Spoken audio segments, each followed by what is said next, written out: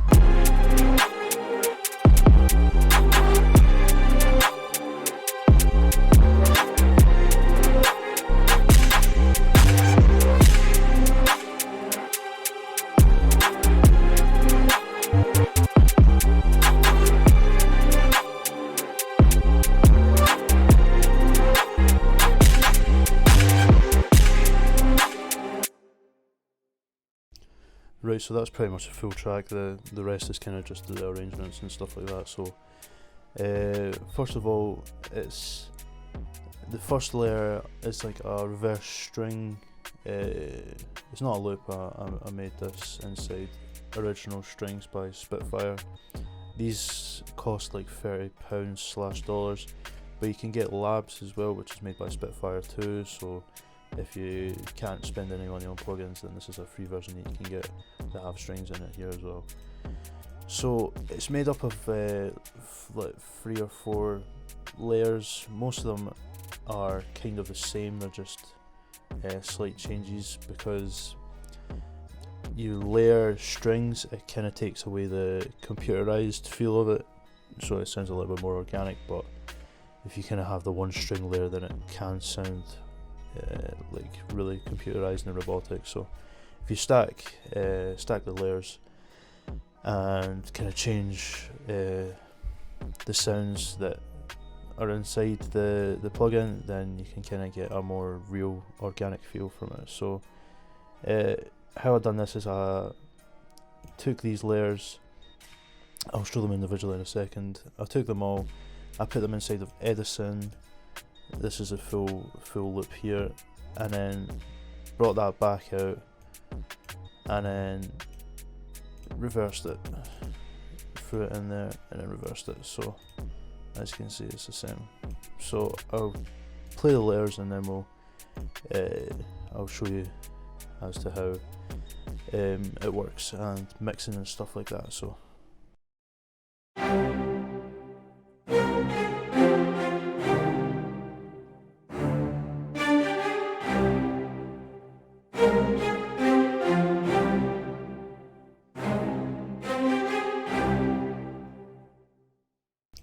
yeah, so that's the main body of the melody. There's some chords in there as well. This is in C minor, it's the key it's in, so you know, these are the chords, and there's a slight melody there as well. So, and then this layer is just kind of reiterating that main melody. So obviously it's just the same, but obviously this by itself kind of is different. So again, stacking the layers and making it sound a little bit less computerized. And then this layer, we've got legato strings here. So these are just playing the chords, but in a 1-bar sequence. So sounds like that.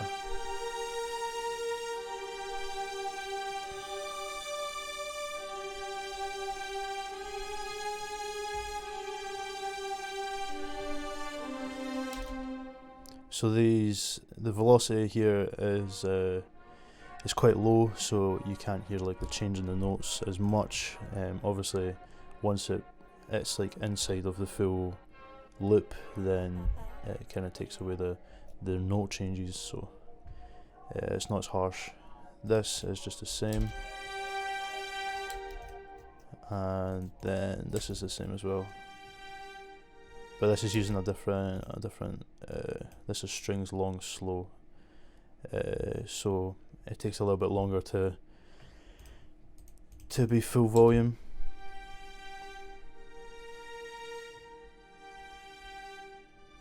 And obviously the velocity is the same, so it's not as harsh. And then that's it for that layer. So if we put all of them in, obviously it sounds like this.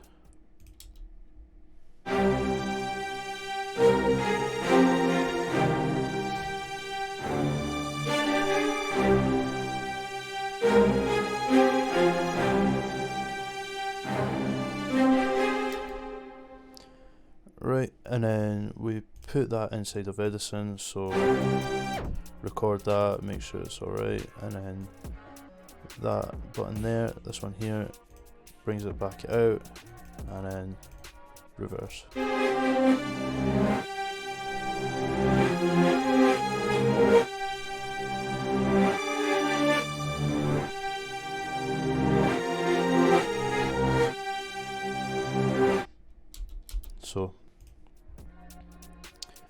So for mixing, we've got Cashmere Essentials, which is primarily used for EDM, but I'm using it for the stereo width here, and these fuzz, pressure and excite sets here. So fuzz is a little bit of distortion, so I'm only using these slightly just to kind of push the frequencies, because this is meant to be the top melody. So you know, the choirs, this is a choir loop from Splice, I think.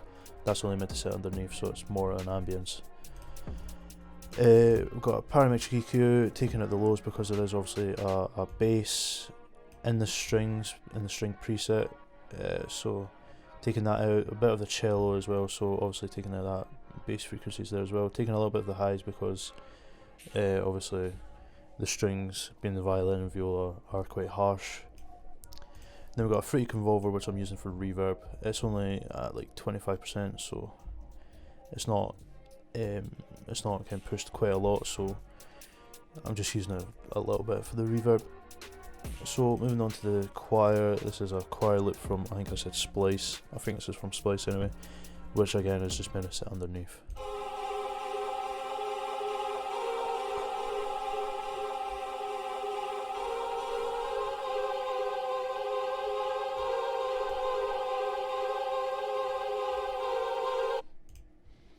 For mixing, there's only a parametric EQ on this, taking out the lows and boosting a little bit of the highs, because there is space in that frequency, since I did take them out in the string layer. If you want to go get the sounds that I primarily use, it's from Ghostly Worldwide Kit Volume 1 and 2. So this is the, obviously a kind of really distinct UK drill sound, so this is the pattern that I've got for the hi-hats.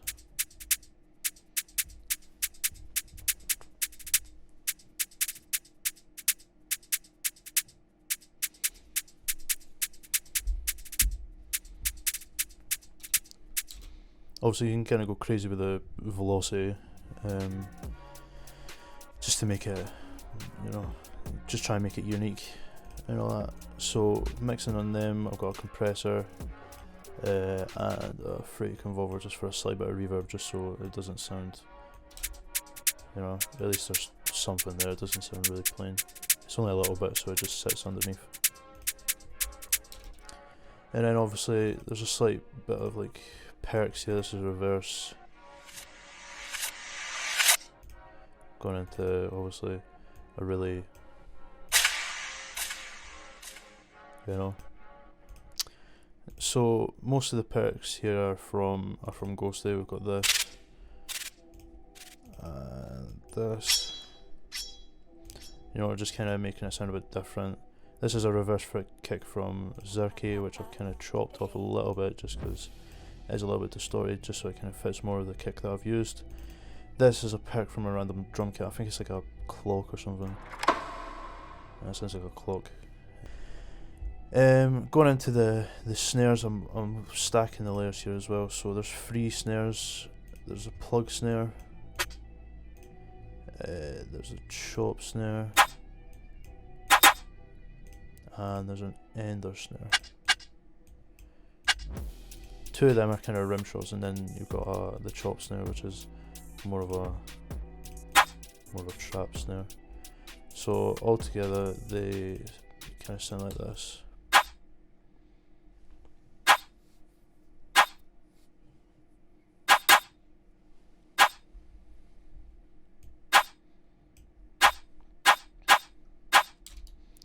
Mixing wise, I've got an EQ taking out some of the lows because I think the endo snare had quite a lot of lows in it already. Kind of trying to tame the mid frequencies and pushing a little bit of the highs as well, not a lot. There's a compressor and a stereo shaper, just kind of making them a little bit stereo, because I like to have the kick and just the kick actually straight in the middle, and have the snares and the hi-hats. I think the hats are panning as well later on. So snare is a little bit left and right, kick is in the middle, and obviously the hats are panned. So going into kick, we've got a kick called Walkie Slush from Ghosted as well.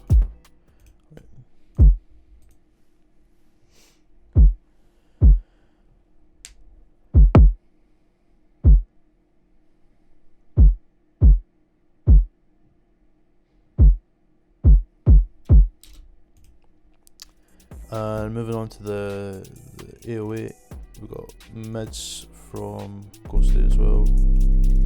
Now I get a lot of shit for this 808 because people think in the comments that it's out of key.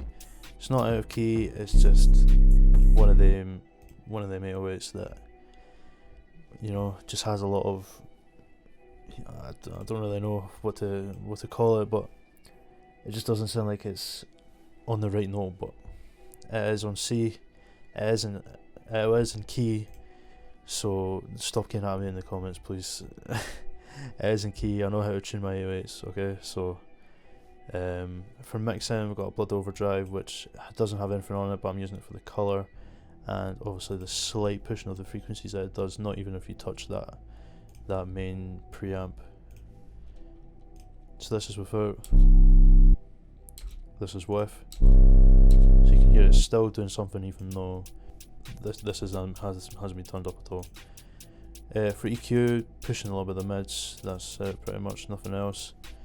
And a compressor, because obviously it is quite distorted, so I don't want it peaking at all. This is straight in the middle as well, so no panning for this either, except from on the slides. So yeah, kind of go crazy with the pans on the slides. I've also got a kind of grime bass here from Ghost 8. This is kind of just playing in the background as well. The bass, you can kind of hear it sometimes. It's just following the same 808 pattern but an octave down, so it sounds like this.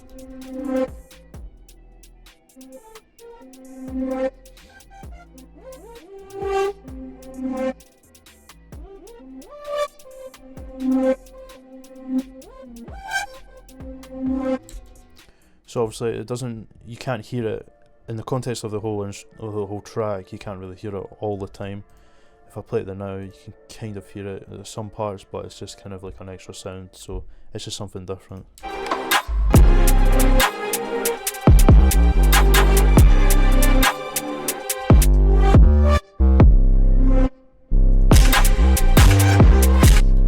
You know, so it's just an extra sound in there. So that's entirely up to you. For mastering, again, I've only got a fruity soft clipper on it, just so it doesn't peak, and you know, we all know about it, fruity soft clipper on the master. So yeah, again, if you want any tutorials on kind of the songs I've made, I've been trying to find the Hello, you know, the Adele Hello session. I can't find it, which is really annoying.